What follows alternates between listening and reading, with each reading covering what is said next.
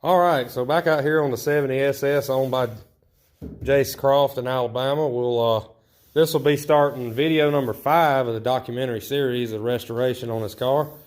I actually owned this car one time before, sold it to him in 2016. If you go back to video number 1, the thumbnail pic for that video is actually when he was leaving with it. He decided to bring it back to me and let me fix it. So you can, if you haven't seen those videos, I urge you to go watch 1, 2, 3, and 4 so you can kind of see what we've done here. What I'm doing will make more sense. In the last video, we talked about a lot of gap issues and making the body, transition smoothly and all of that.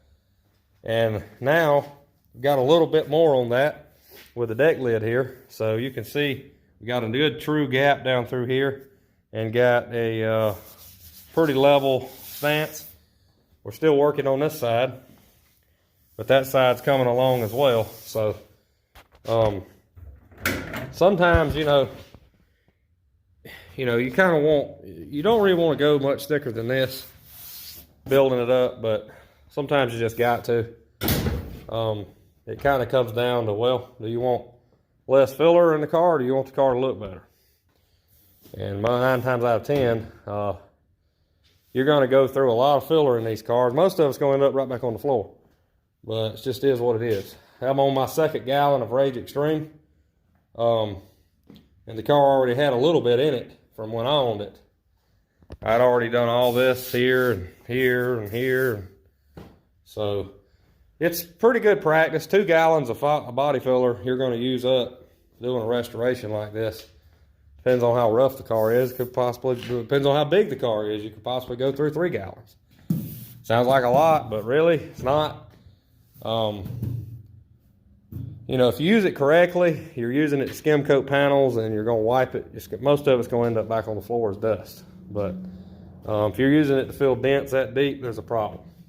If you're using it to fill in rust, there's a huge problem. So also another little thing, if you know it's going to be in a thicker in an area, start out with fiberglass filler, fiberglass reinforced.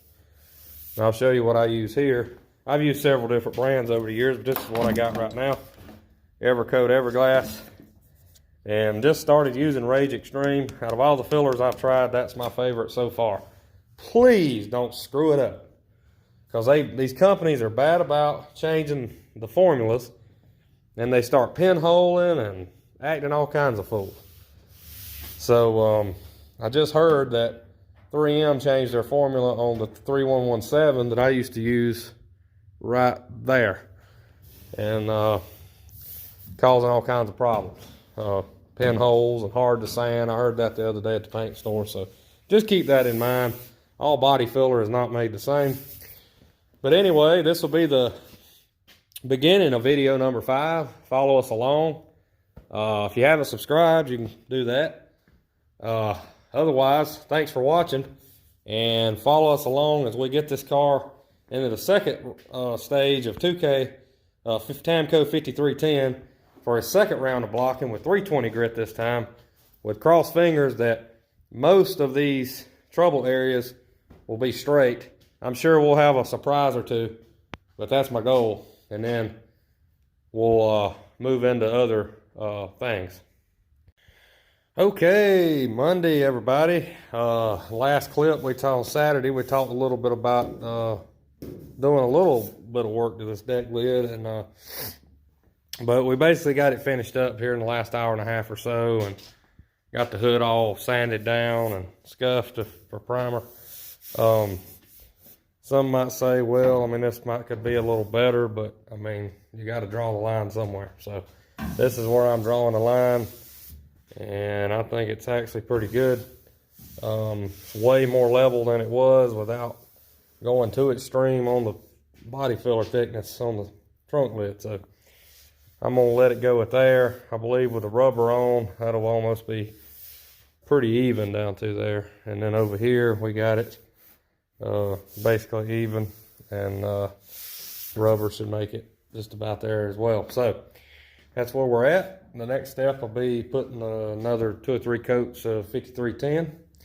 Unfortunately, it's just a little too cold to do that right now. So we'll pick back up in the next clip, and I'll talk a little bit about urethane accelerator and tell you a little bit about that. All right, so briefly, I've got the car wiped down, and no masking really needs to be done.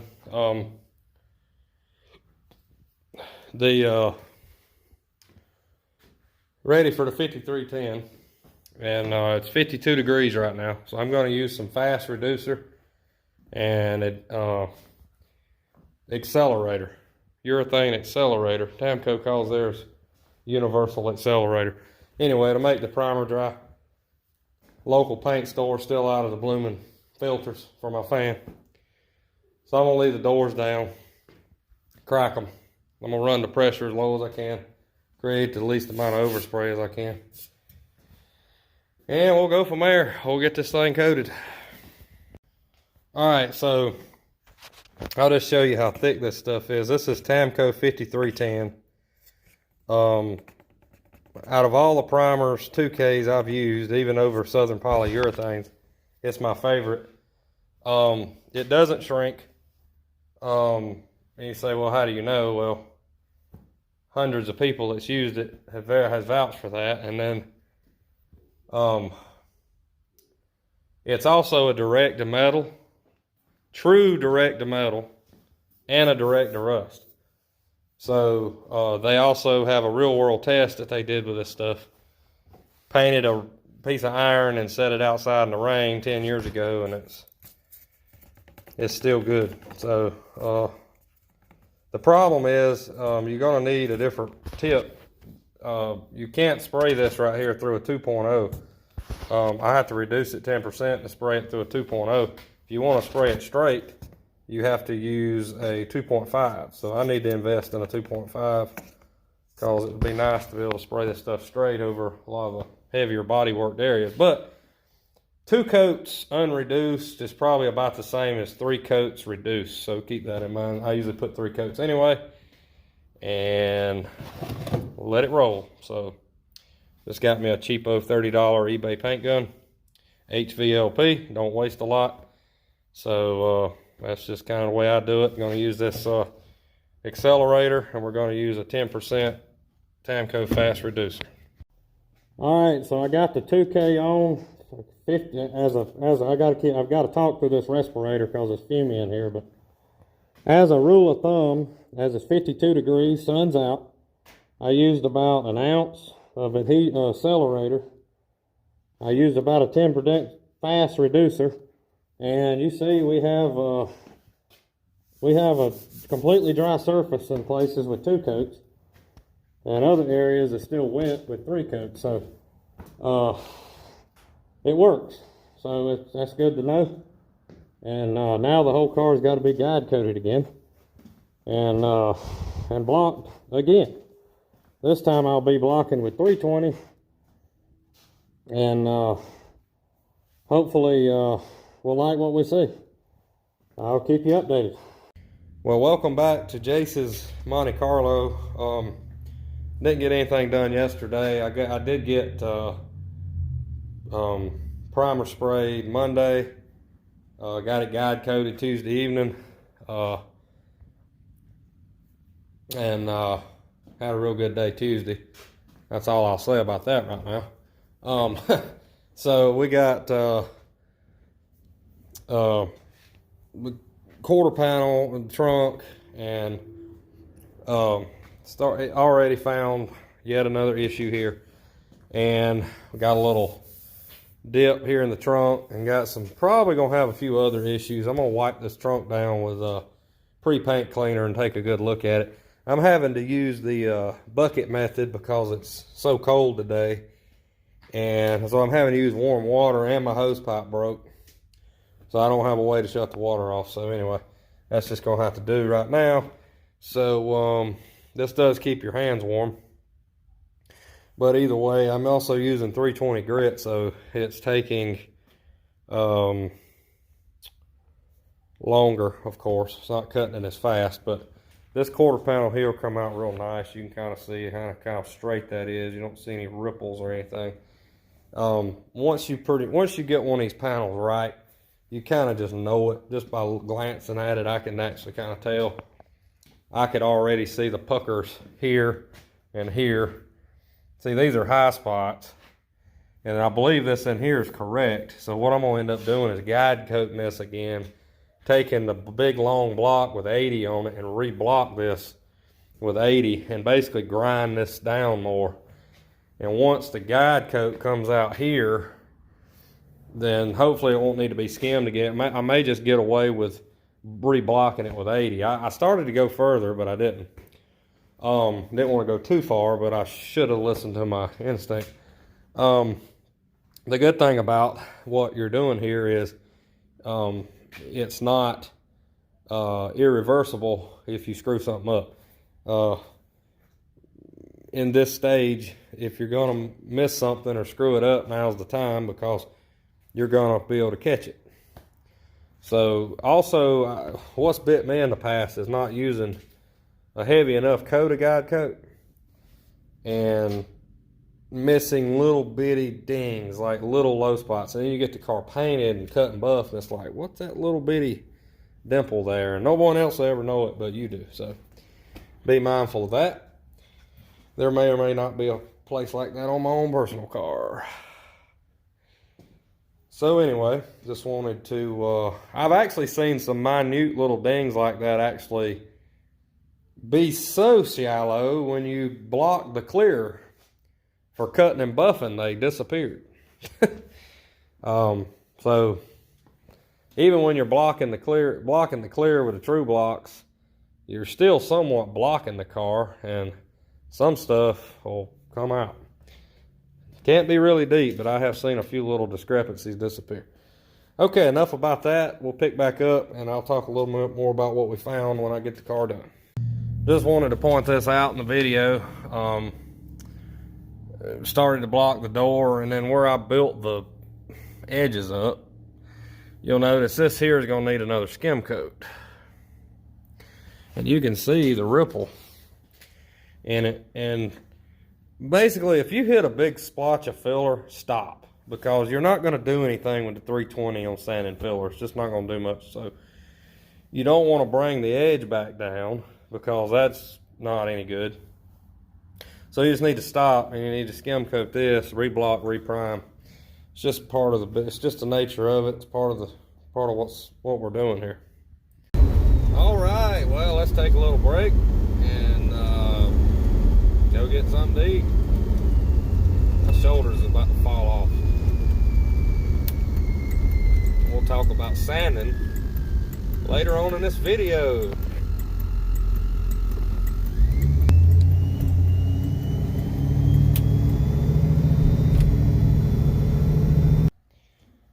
All right, hope y'all enjoyed the snowstorm.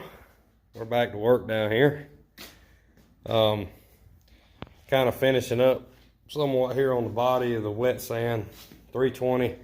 I finally got smart and ditched that big old heavy thick block. I'm using the probably the 1/4 inch block. This thing here, it absolutely done a number on my, just wore me out. So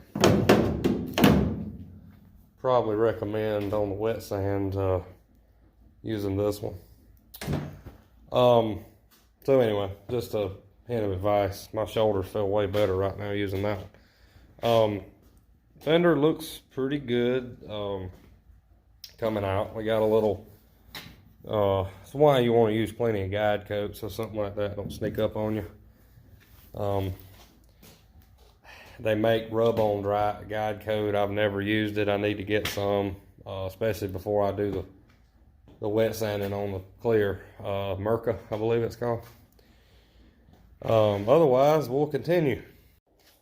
All right, so we're back out here on the car. It's been a little time's passed since the last clip you'll see in this video. I took a little bit of a hiatus and tried to get a lot of my parts organized, and in doing so, I was able to get a lot of the trim together that I'm gonna need for this car. But, so getting back out here, I wanted to talk a little bit about what we're doing and why I'm doing it this way. The whole car now has been blocked with 320. So I've went around with pre-paint cleaner and wiped it and got the lighting just right and tried to replicate clear coat being on the car. And I come up with some ripples here. So what I did is I guide coated this and reblocked it with 80. You'll see the filler come back through here, but in this area right in here is still the primer. So this is actually one big broad low spot. And this is the type of stuff that I've talked about in my other videos. You'll run your hand across it. You'll look at it. It looks fine. Until you get down with it wet and you look at it at that angle and you'll see a ripple or ripples and you can't figure out where they're coming from. Well, I can't really explain it either, but it's a low spot and you can see it here, and where the primer is here, that's a low spot. So as we block that down a little bit, I'm gonna skim coat this and reblock it. Now back here, we had a high spot. We also had a low spot. But one reason why we had a low spot was because of the high spot. So I just took 80, guide coated it, blocked it again, and now I don't fill it anymore. I actually do still feel a little bit of something right here. So I'm gonna work on that a little more. And at the most, we'll need a skim coat to perfect it. I start with 220 wet on my 2K primer. But I could kind of see why a lot of people start with a coarser grit, because a lot of times this finer grit just kind of runs down into the dips. As long as you catch it, you're fine. And I like to use the wet sand because I can see the ripples. You can kind of see it coming straight. If you're dry sanding, you use the guide coat, but you still got to go over it with a finer grit to get that shine.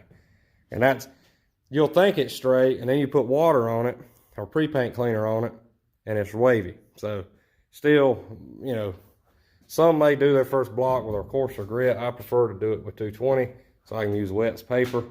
There's not really that much 180 wet paper out there, but that would be, I just like wet sanding the primer. It just kind of a break in the monotony of having to wear a respirator for dry sanding. So anyway, a lot of people do dry sand it. That's what they prefer. I prefer to wet.